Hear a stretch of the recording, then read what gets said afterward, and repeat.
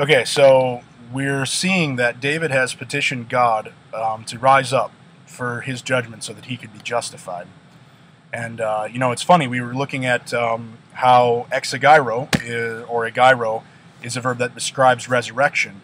And here, there's another verse, actually, I should share with you on that. Romans 4:25 says that Jesus was delivered for our offenses and was raised again, this is agyro, for our justification, dikaiosune.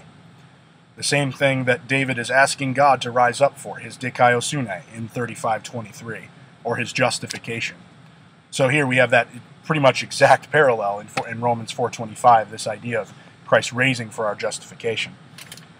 So, but now we got to talk about the judgment that he talked about, taking heed to his judgment. Well, that word is very common in the New Testament to describe what all people are under. We're under it's crisis, or crisis, we get the word from in English.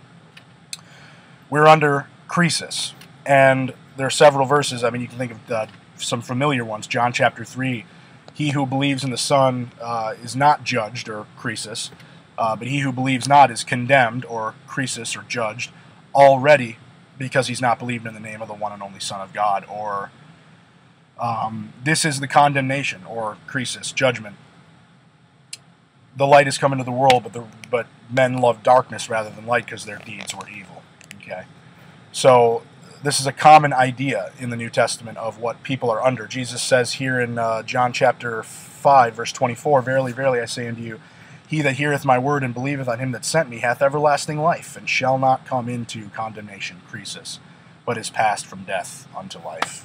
Okay, so we have that in him. By believing in him, this crisis turns into something that was death, but now becomes life.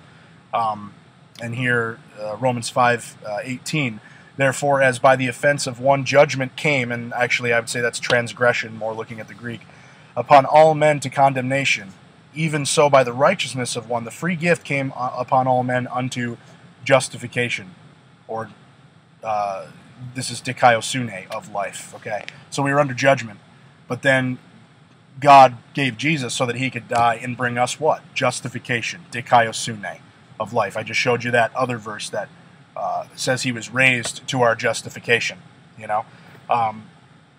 So that's a very important point that we have to draw there, is that just like David was asking God to raise up for his judgment to turn into his justification, so we're told all throughout the New Testament that this same judgment, this crisis that David talks about, we were given, but Christ rose up, same verb used, for our justification. Same outcome that David was looking for. Okay, so again, we have to ask ourselves, well, what does that have to do with Thomas's situation and what he calls Jesus? He says, "My Lord and my God."